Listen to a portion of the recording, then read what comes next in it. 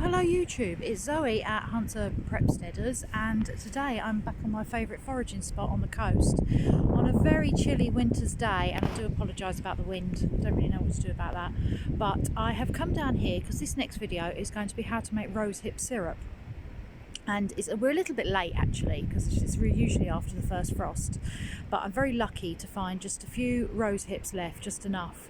And to make a nice rosehip syrup you really need to have it after the first frost, because it just gives a little bit of give, and it releases the vitamin C and it makes the rose hips much sweeter. And it's the very end of the season, and I found a lovely bush here which I'm just standing next to here, where you can see I'm just going to be picking these here, and I found a few other bushes, leave a few for the birds, and then I'll see you when I get home to be making the rosehip syrup. And why do we want to make rosehip syrup this time of year? Well, as you know, this time of year is the year that we get lots of colds and flus and stuff, and one of the best things for that is vitamin C, and rosehips are so high in vitamin C, and you can make a lovely syrup, very few ingredients, and keep it in the fridge, and when your kids get sick you can give them a nice teaspoon of that, really boosts their immune system. And you can also use it in like herbal teas and things. Some people like to put it in normal tea. It's got a lovely light floral taste, it's so good for you, and it's such a beautiful abundant thing to have. You get a few kinds of rose hips I think, but the one I'm going is for a wild one, which is this small let me come here and pick one actually. This, if you can see it, I've got my gloves on because it's cold. This small little one here, and you get the big fatter ones which come off like bigger roses that you get in the garden, and all of them are edible, all of them are high in vitamin C, but this is the one we're going for today. And so I'll see you at home where we're going to make some beautiful rosehip syrup. Nice simple recipe. Okay everyone, so we're back home with the rose hips, and I've got quite a lot actually on the forage, but I'm only using part of them here to make my rose hip syrup. So what I've got is I've ended up with about 800 grams that I'm using for the syrup. And first of all, at the very first stage is we need to chop them all up, as you can see, like this, now all chopped up. I would advise wearing gloves. I'm pretty hardy, and I actually work a lot better without gloves, and so I find it quite hard to feel because, as you can see, I've had a bit of a finger accident many years ago. So I work better without gloves, but I would advise to wear gloves if you do it, or if you've got a food processor, chop them up in the food processor and do them that way. So what we're going to do is we fill in a pan just full of these lovely rose hips. Just put them in there. And the reason why I'm saying to wear gloves is, as you can see here, all these little hairs, and these seeds are covered in little hairs, that what they used to make when we were kids, like itching powder, all the little hairs from them. And this is the reason why I'm going to be double bagging it afterwards, is because you want to get, especially with the syrup and stuff, is to get like all of those little hairs out, because they can be quite scratchy on the back of your throat. They're not really harmful, but they can be quite annoying, and they can be quite irritating on your hands if you're not used to them. So that's the reason why I advise you to do that. So what we have now is we have a lovely pan full of the rose hips. Now for every kilogram of rose hips you end up with, you want 1.25 litres of water roundabout. So because I've got 800, I've just put a litre of water in, and we'll see how we go then, and I will check the liquid for that now. So I'm going to stick this on the heat now. I'm going to push this back here, put it on my better ring that I prefer, chuck the heat on. I'm going to boil it up, and then I'm going to simmer for about 20-25 minutes, where we're going to then start sieving through the getting all the juice out of it. So I will see you at the next part. Okay, so while I've got these rose hips bubbling away on my oven, I thought I'm just going to flip the camera around and have a little chat with you, because I'd like to talk about rose hips, because I really love rose hips, and they're just such a wonderful food to forage, a free food that you can just go out and get out in there. There are so many different things you can do with it. I love to make jellies and jams and syrups and fruit leathers, once you've got rid of those pesky hairs in the middle. But if you actually can, like if they, some people actually cold press, which I have no idea about the process, but can cold press the seeds, and they're full of like natural fatty acids and stuff, really high. But the actual rosehip, it's actually a family to the apple, believe it or not, apparently. And they're really, all roses have a rosehip underneath them, like under the flower, but these are the sort of more wild ones that look more like an apple blossom as well, which we use. And you can get really fat ones, or you can get the little thin ones, which is the ones like I'm using.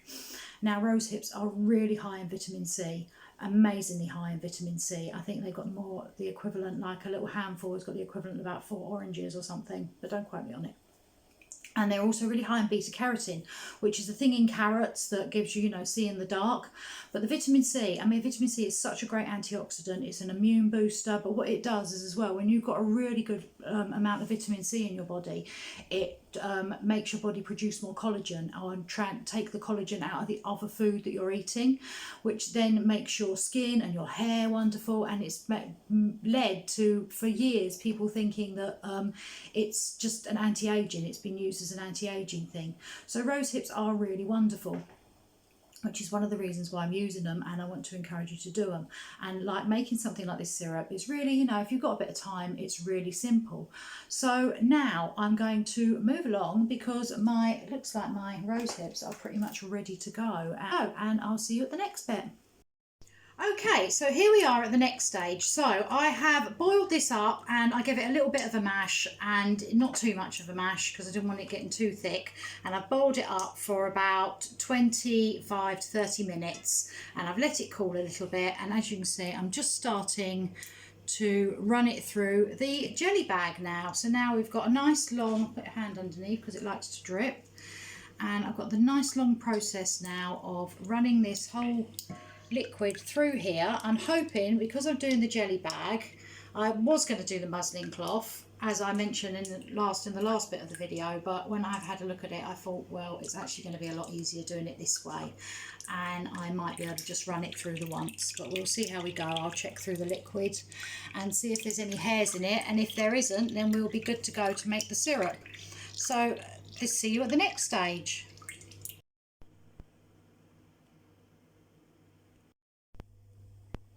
Okay, so here we are, and in the end I did double bag it. What I did was I squeezed it through the once, so I got as much of the liquid out, and then I really quickly run it through the bag the second time, so I've got a really lovely, well filtered out liquid, as you can see. Try and get out of the light here for you.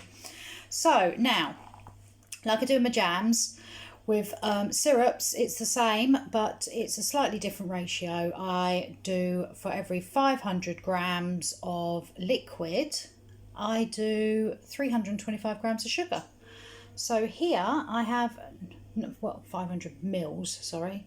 So here I've got 900. So I'm going to put 600 grams of sugar in.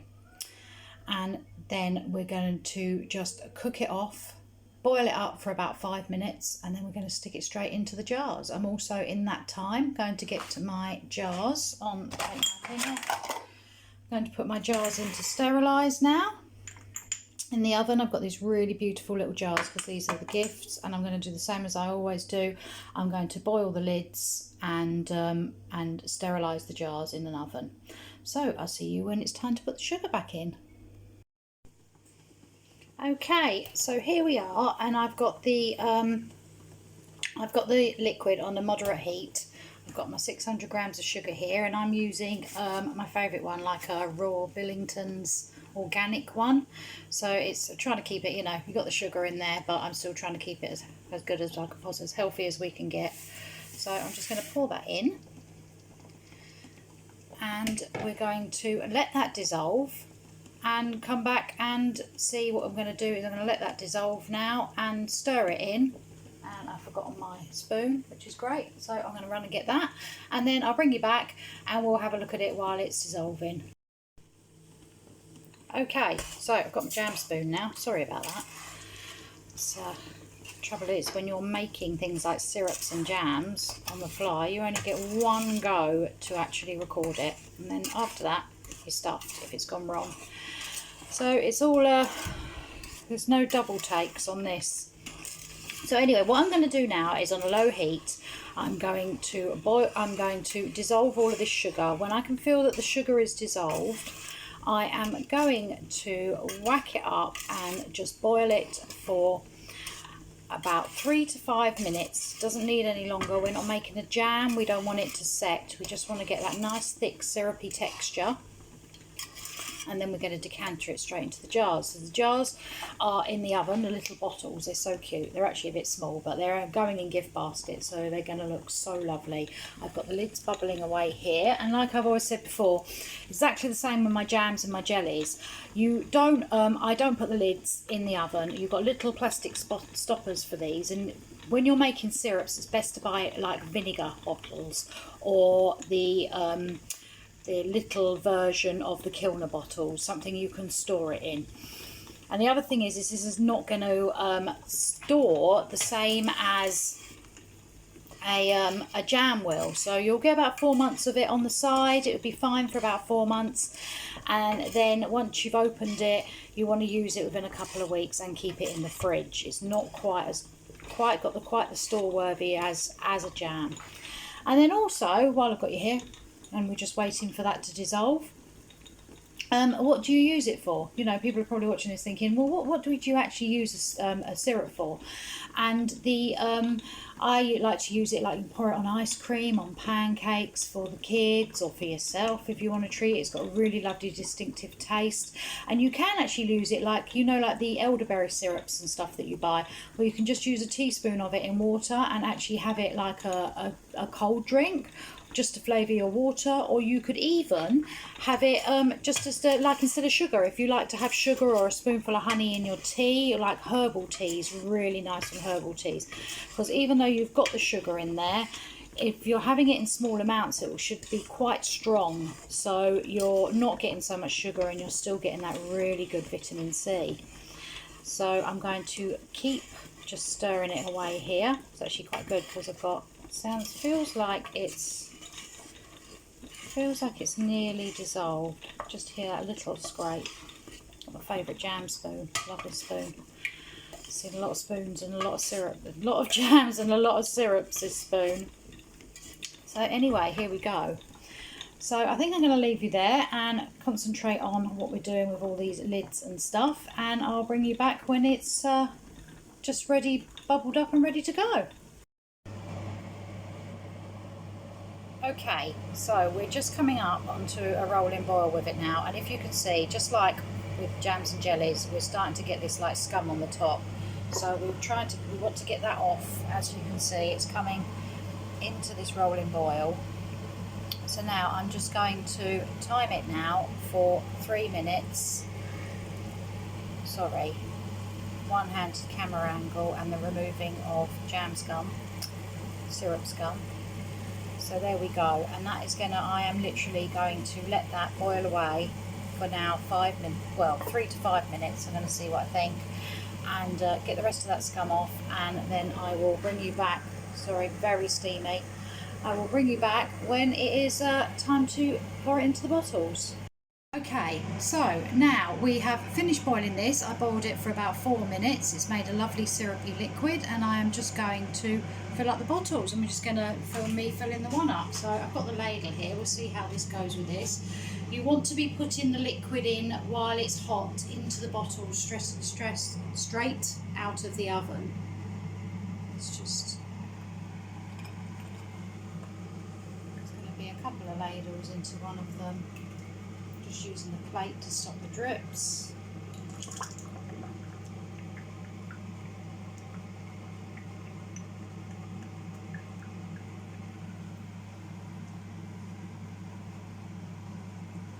Taking its time now.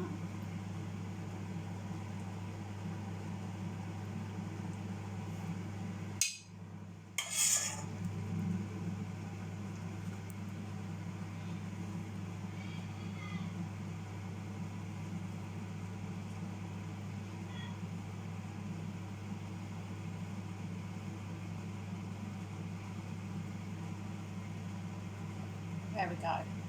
So, just a little bit more. I think it's because it's hot and it's such tiny little bottles. I just want to get that filled up to the top, as these are going to be in my gift baskets.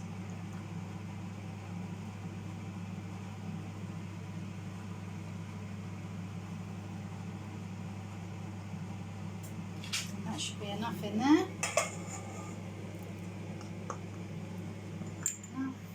Just going to put the stopper straight on and the little lid, and that's the first one.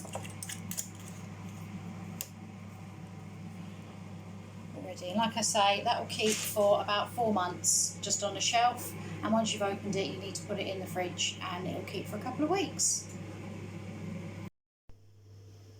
Okay, so here we are at the end, and here is the final finished product. These beautiful little bottles, I absolutely love these. I'll definitely get these again. And they come with these labels, which are really nice as well. So this is a final product. Now, I ended up getting 11 out of these, out of a box of 12, which was an odd number, which I found really infuriating, just OCD. And I can't even show you all of them because I entirely forgot to film the end bit and packed them all up in my excitement when they were ready in all of the gift baskets, but I've got a few left. And so I'm just showing you this one, and so there it was. So that's how you do it, just really easy, simple rosehip syrup. So I encourage everybody to have a go because the taste of it is absolutely beautiful, and my whole family loves it, and it's so good for you. So thank you again for watching. Please like, share and subscribe, and I will see you at the next video.